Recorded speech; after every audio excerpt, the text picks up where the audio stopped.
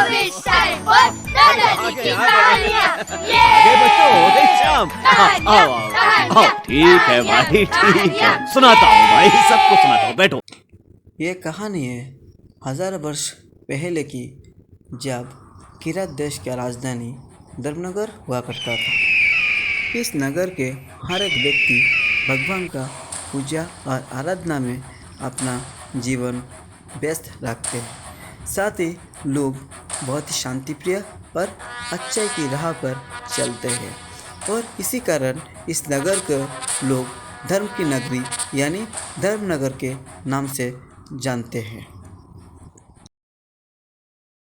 किरात देश का राजा मृत्युंजय चक्रवर्ती बहुत ही बुद्धिमान, बलवान, पराक्रमी और दयावान हुआ करते थे, और इसी कारण यह देश महाराज मृत्युंजय चक्रवर्ती के नेतृत्व में शिक्षा, दीक्षा, वाणिज्य में बहुत ही उन्नति कर रहा था।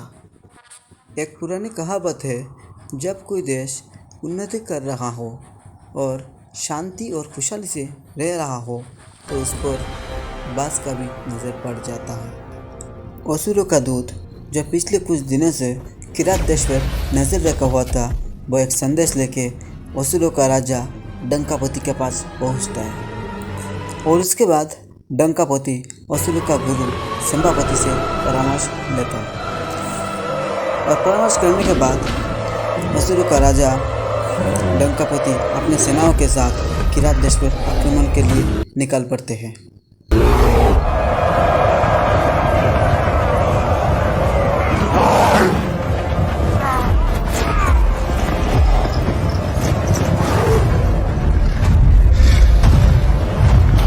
उस वक्त राजधानी धर्मनगर पर हर साल की तरह इस साल भी महोत्सव चल रहा होता है। इस उत्सव पे बहुत दूर दूर से श्रद्धालु आते हैं। असुरों ने इस महान उत्सव पर आक्रमण करने का निर्णय इसलिए लिया ताकि राजा को ये स्थिति समझने और संभलने में वक्त लग जाए, और वो इसी का फ़ायदा उठा के जल्दी ये युद्ध जीत जाए। जब उत्सव चल रहा होता है, ठीक उसी वक्त असुरों ने चारों तरफ से राजधानी को घेर लिया और आक्रमण शुरू कर दिया। ये देख के महाराज मृत्युंजय चक्रवर्ती अपनी सेनाओं को लेकर असुरों से युद्ध में जुड़ गए। दोनों तरफ से भीषण युद्ध चल रहा होता है। काफ़ी दानव तो काफ़ी मानव मारे जा रहे थे। जैसे जैसे वक्त बीत रहा था, दानव और भी ज़्यादा ताकतवर बनते चले जा रहे थे। यह दृश्य देख के महाराज मृत्युंजय चक्रवर्ती को यह समझ में आ गया कि वो अपने इन सेनाओं के साथ असुरों का मुकाबला नहीं कर सकते, और वो ये युद्ध हार जाएंगे। महाराज अपने सेनाओं को खोना नहीं चाहते, और इसीलिए महाराज ये युद्ध छोड़ के ऊनकटी की ओर पलायन कर जाते। जब महाराज अपने सेनाओं को लेके ऊनकटी के भीतर प्रवेश कर जाते हैं, और उसके बाद महाराज भगवान शिव की पूजा और आराधना में लीन हो जाते हैं। भगवान भोलेनाथ महाराज की कठिन तपस्या देख के उनके समक्ष प्रकट होते हैं। कोई चारा नहीं था, इसलिए यहाँ आया हूँ।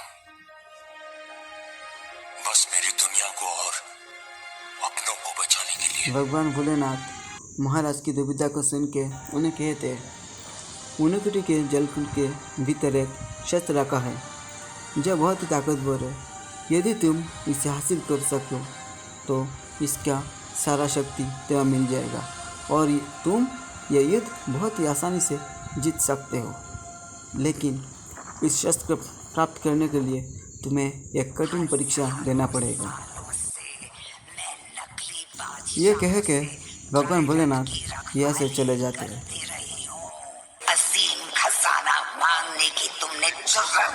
इसके बाद महाराज इस शस्त्र को प्राप्त करने के लिए जल दानव से भिड़ जाते हैं।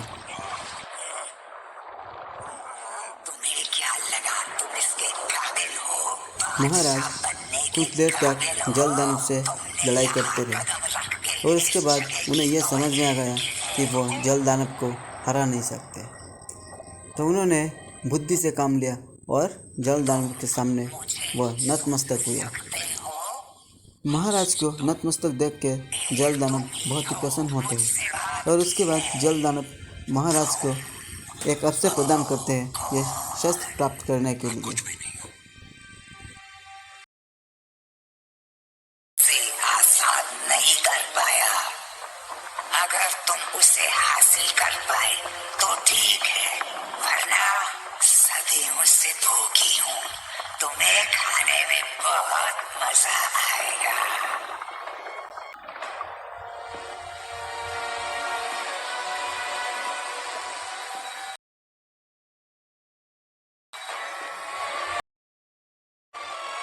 और इसके बाद महाराज त्रिशूल रूपी शस्त्र को हासिल कर लेते हैं। शस्त्र को हासिल करते ही महाराज को उस त्रिशूल का पूरा शक्ति मिल जाता है। इस शस्त्र को प्राप्त करने के बाद महाराज अपने सेनाओं को एकत्रित करते हैं और अपने देश को असुरों के हाथ से बचाने के लिए एक बार फिर से रवाना हो जाते हैं अपने देश की ओर। और इस बार महाराज की सेना असुरों के सामने बहुत ही अच्छे से युद्ध कर रहा था।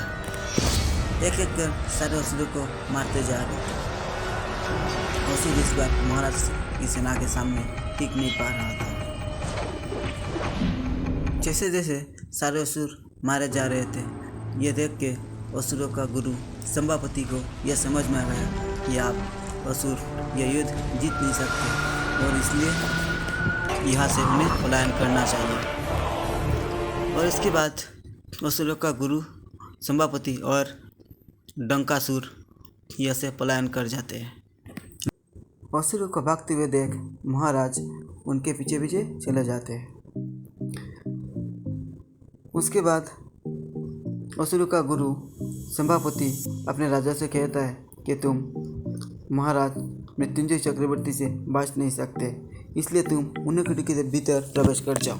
वहाँ पे तुम कोई भी शस्त्र लेके प्रवेश नहीं कर सकते, इसलिए तुम वहाँ खाली हाथ प्रवेश करो और महाराज भी तुम्हें इस ऊनकटी के भीतर प्रवेश करके मार नहीं सकते, इसलिए तुम वहाँ पे सुरक्षित रहोगे। महाराज मृत्युंजय चक्रवर्ती ऊनकटी के भीतर प्रवेश नहीं करते और वह बाहर से भगवान भोलेनाथ का शस्त्र से असुरों का राजा डंकासुर का वध करते हैं।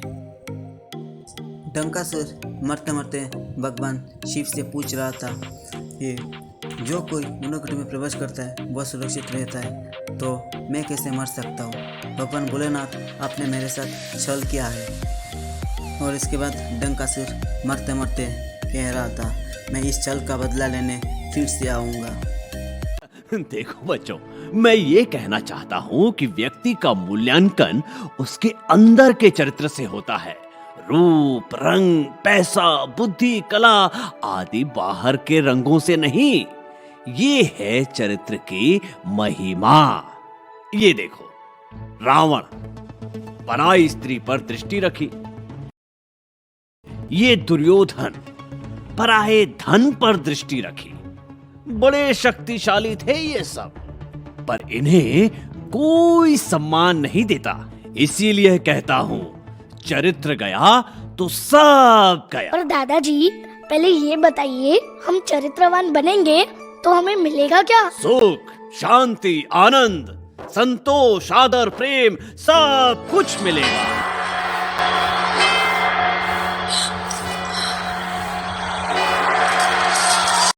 सुनो सुनो सुनो, कावसियो सुनो। 100 सालों में आने वाला चंद्र ग्रहण का दिन काल है। महाराज का आदेश है कोई भी व्यक्ति काल ऊनकटी ना जाए। महाराज का आदेश उल्लंघन करने वाले को सख्त सजा दी जाएगी। दादाजी, चंद्रग्रहण तो खास होता है, तो काल ऐसा क्या खास है जो महाराज ने सबको आदेश दिया है काल ऊनकटी कोई ना जाए? बच्चों, काल का दिन बहुत अशुभ है जो हर 100 सालों में आता है और तबाही मचाता है। दादाजी बताओ ना, काल क्यों अशुभ है? सुनाता हूँ भाई, सबको सुनाता हूँ। बैठो, शांति से बैठो।